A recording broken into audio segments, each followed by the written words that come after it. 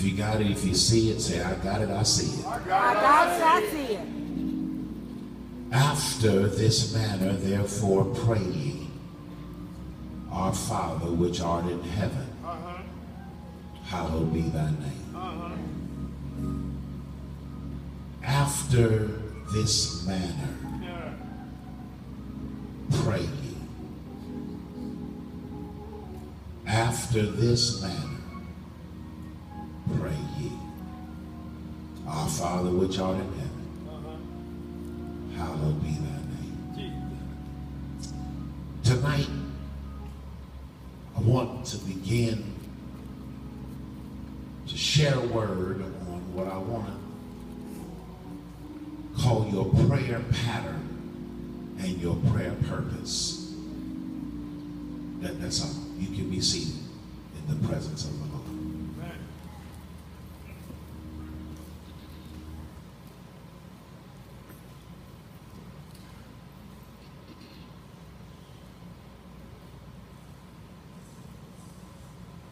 There are certain,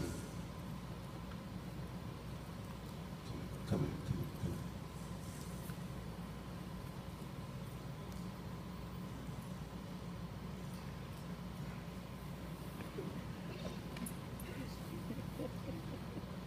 Thank you.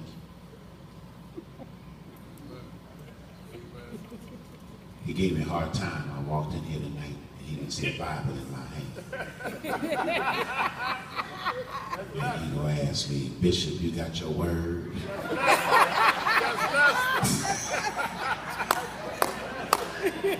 got a phone all the way from Oakland, they ain't got nothing to say.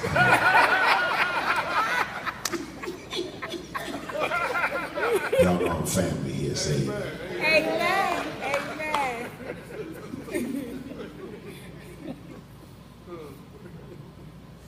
There are certain corporations and companies, particularly those in the Fortune 500, that do everything they can to sequester and secure what they call their formulas.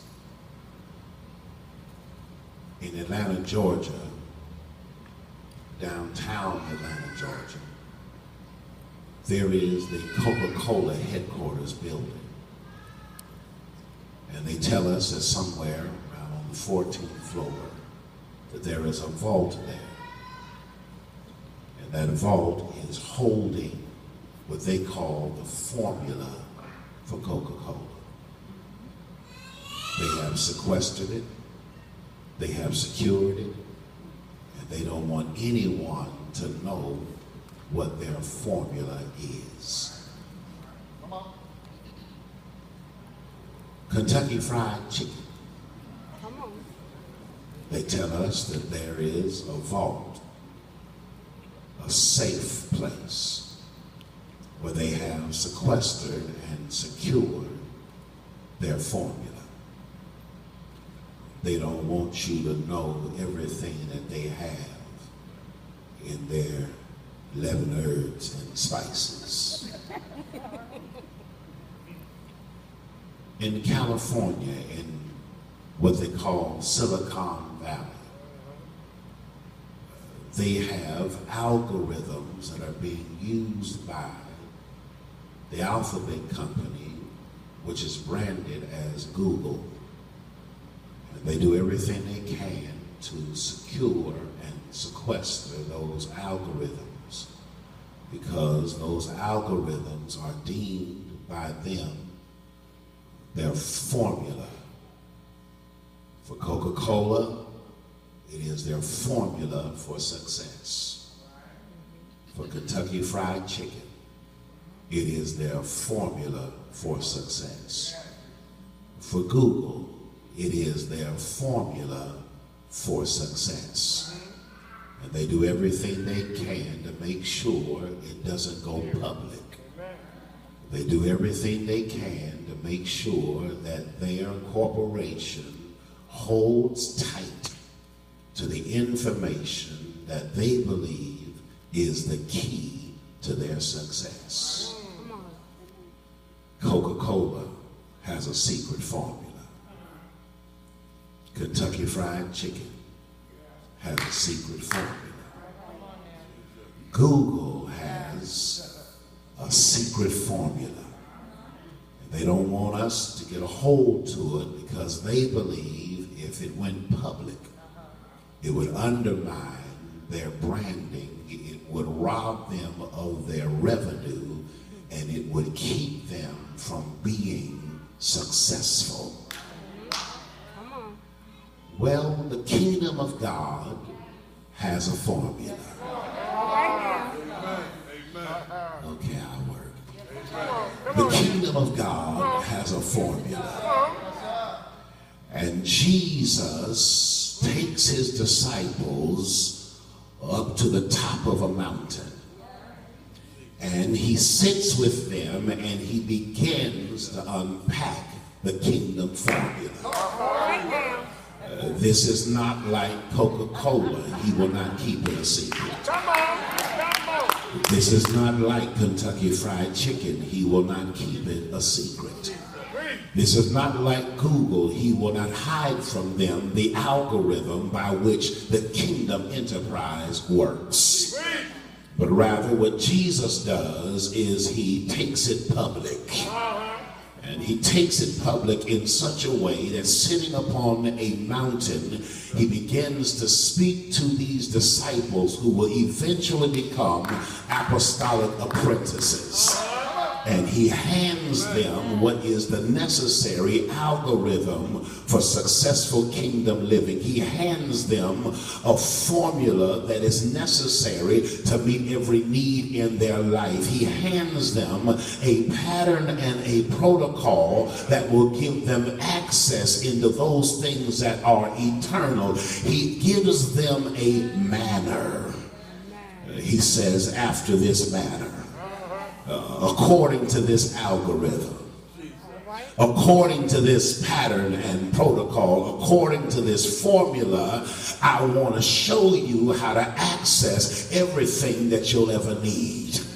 Now, this is not for everybody. I'll have to be honest with you. It's not for everybody. It's really only for those who made it to the mountain.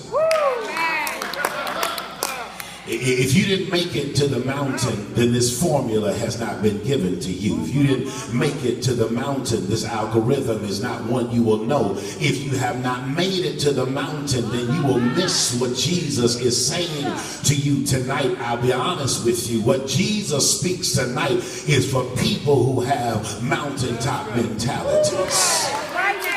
Okay, I'll work. Let me find somebody tonight who's got some mountaintop mentality. And you're sick and tired of being sick and tired, and you don't want to live on the scraps that the culture can hand you, and you don't want to be bound to your culture and limited to your own finances. You don't want to be somebody who can only have what 40 hours can give you. You don't want to be someone who has to wait on the 1st and the 15th to get a miracle, a sign, or a wonder from the government. You want to be someone who can access everything that God has for you.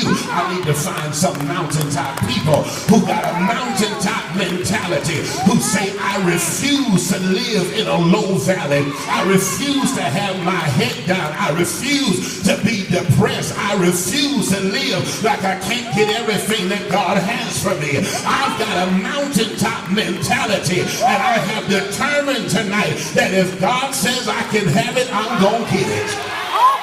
If God says my name is on it, then I gotta have it. I refuse to wait for somebody to bless me when I've already got the formula. I don't have to wait for her to like me. I've already got an algorithm.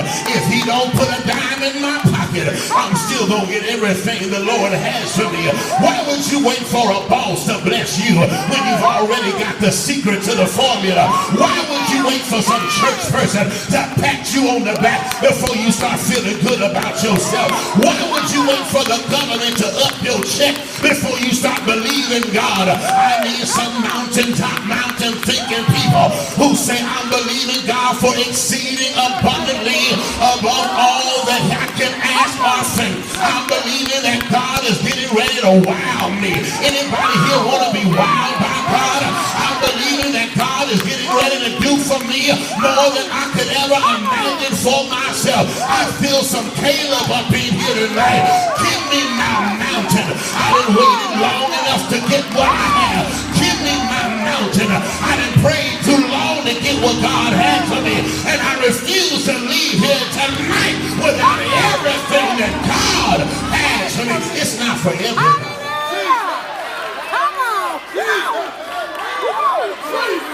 It's for people that have been made it to the mountain. It's for people who have a mountaintop mentality. And Jesus says, I want to give you a manner. Since you made it to the mountaintop, let me hand you a manner. Since you don't want to live down and depressed anymore, let me hand you a manner. Here's your recipe. Here's your formula. Here's your algorithm. Here is your password into greatness. When you pray. Come on.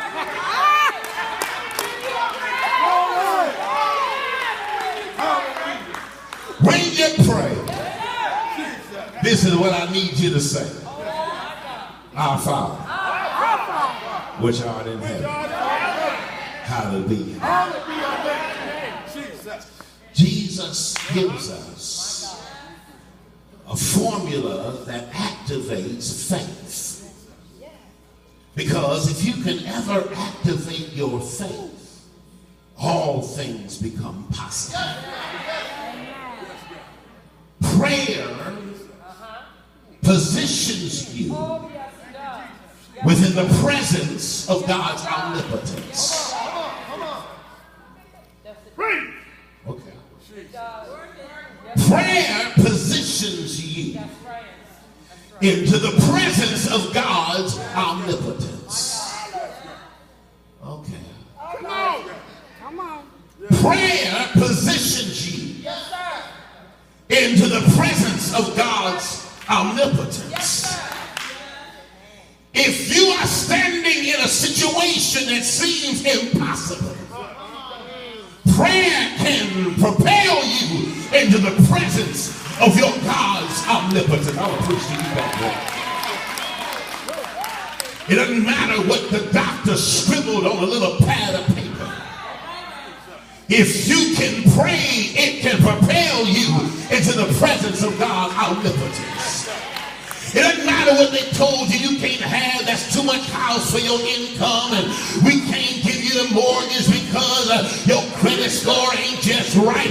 Prayer can position you into the presence of God's omnipotence. I know what they said about your child, but it doesn't matter what they told you about your child. Your baby can still get a scholarship, can still go to college, and still graduate and go to a graduate program. Because if you can pray, it can propel you into the presence of God's omnipotence. I know they told you you can't have your own business. You ain't got the education to be an entrepreneur, and nobody's going to loan you the money to start your own company. But if you can pray, I wish I had some witnesses up in here. I don't know. Where you at? Where you at? Where you at? All things are possible to them that believe. And whatsoever things you believe when you pray, know that God is able to do those things. When I pray, it puts me in the presence of God's omnipotence. Nothing's too hard for God. Therefore, nothing's too hard for prayer. Come on. Pastor, they don't want me to preach. Come on. Nothing is too hard for God. That's right. Therefore, nothing is too hard for prayer. Only problem you got with your praying is you don't pray big enough. Only problem with your praying is that you looking at stuff and then you're praying. When the Lord said watch and pray, he wasn't saying watch your wallet and pray. He was saying watch me and pray. He wasn't saying watch your circumstance and pray. He was saying watch me and pray. He wasn't saying watch your diagnosis and pray. He was saying, well, come on, help me. I feel God. He's saying, watch me and pray. I need somebody to get your eyes off your situation and get your eyes on your Savior.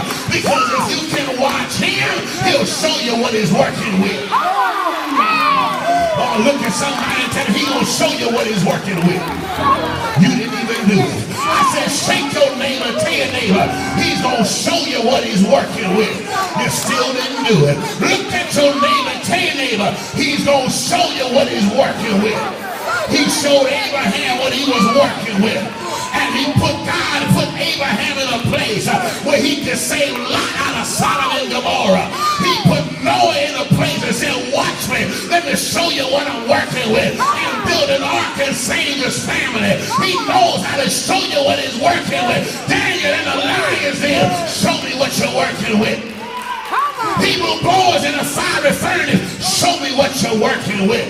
Peter in a prison, show me what you're working with. Paul and Silas in a jail, show me what you're working with. Jesus on the cross, show me what you're working with. Early Sunday morning, show me what you're working with. Come on.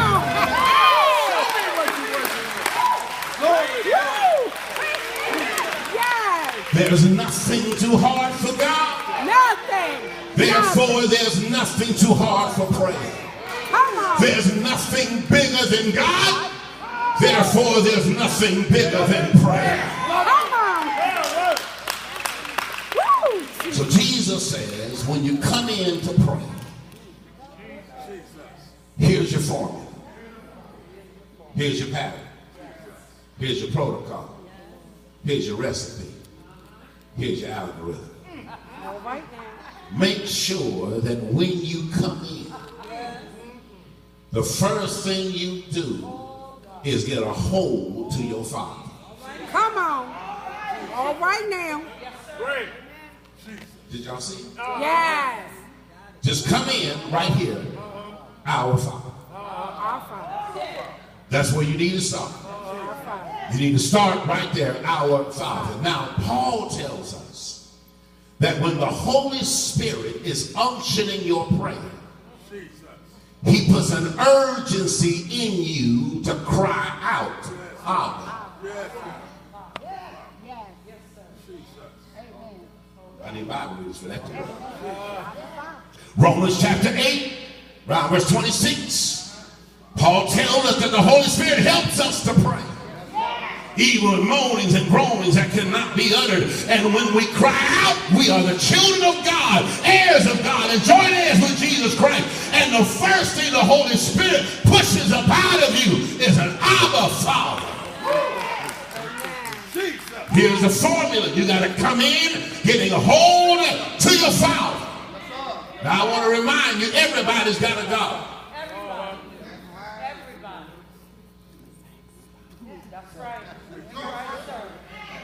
Everybody's got a God. Even the atheist has a God. The atheist worships at the altar of his own intellect. He's got a God. Agnostics got a God. They bow to their own doubts. Everybody's got a God. But everybody doesn't have a heavenly Father. Oh, I know the lie is out that God is everybody's Father, and I tell you it's a lie. God is not everybody's Father. God is only the Father of those who've been born again. You got to be twice born to have him as your Father. And if you do have him as your Father, it means Jesus must be your elder brother. And if Jesus is not your elder brother, you and I are not in the same family. We're not kin because we're the same color. Just because you black and I'm black, that don't mean we brothers. What's up, bruh? No, it ain't what's up, bruh. It ain't what's up, bruh, unless we're both in the same family. You can be black or white. You can be rich or poor, but you got to be born again to be in this family.